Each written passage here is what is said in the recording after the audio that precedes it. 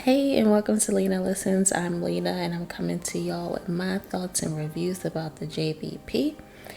It only made sense for them to start this Patreon off by addressing what happened last Saturday, the Emanny and Marc off, that is. Emanny apologized to Mel, but he didn't apologize for anything else. Let's be real.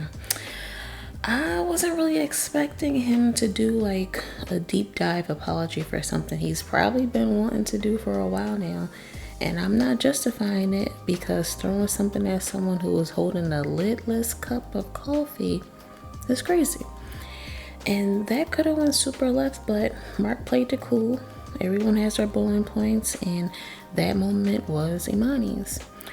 Also, I just want y'all to know this episode was on nothing but jokes and funnies. I was laughing from the moment it came on. From the moment it came on, all jokes, all funny stuff. Emanny asked Ish when's the last time he was excited about something, and Joe whispered January 6th. Now, y'all remember what happened on that day. That whole little segment on Ish was hilarious. Like, they was really getting on him for not sharing and opening up to them. And I don't know why this is such a surprise still. Like, he been like this for years.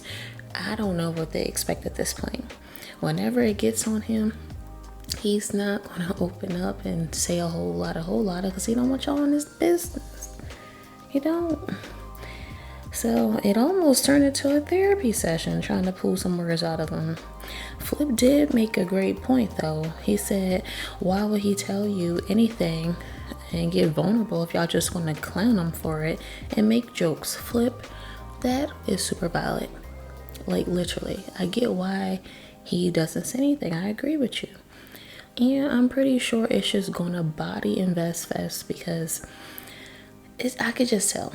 Like, I just know it. And I can't wait to see the behind the scenes on it if Flip decides to go down there for real. And Marc is another good storyteller. And one thing he's going to do is shoot at someone in the room in the midst of him speaking. I'll be catching him, but when Parks hit the one-liner, we call them binges. Parks, please, if you saw this episode, you know what I'm talking about. If you listen to this episode, you know what part I'm talking about.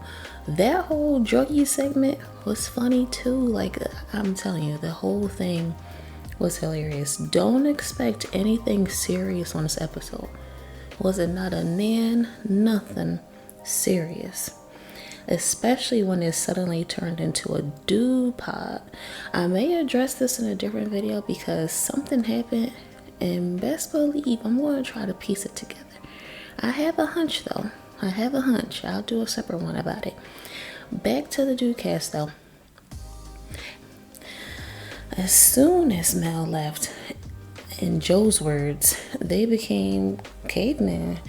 They fell down the Eskimo brothers rabbit hole of their own Eskimo brothers between each other, all of them up there, and was on all jokes from there on out. Marc asked E to be a guest on Night School, and he said he will. I will be tuning in for that.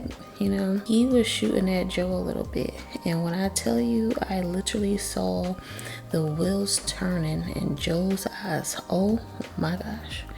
I'm sure he was cooking up something crazy to say back, but he did. He said it's right there.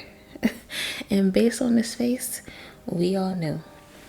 And I'm glad Joe brought up BMF, because my friend and I watch it every week, and as of late, I find myself selling her. Like, that did not happen. Every scene as of late, I would say this didn't happen in real life. Like, Nelly just 50, you're doing too much now. This didn't happen in real life. And I get it, they give you the explanation at the beginning of the show that some of it might be true, some of it might not be. But boy, we had to see it through. And Joe, I know you say you have 2 episodes left. Just know the last 2 episodes are on straight Steven Seagal-esque BS. But you gotta see it through like the rest of us did. You made it this far. Flip wanted to get into whatever happened up there so bad. Then my boy became a mute by the end of the pod. And don't worry, I'm going to drop a separate one about what I think happened up there. All in all, this was a fun pod. It was super fun. Like besides Mel leaving, the rest of it was super fun and light. It wasn't nothing super serious going on.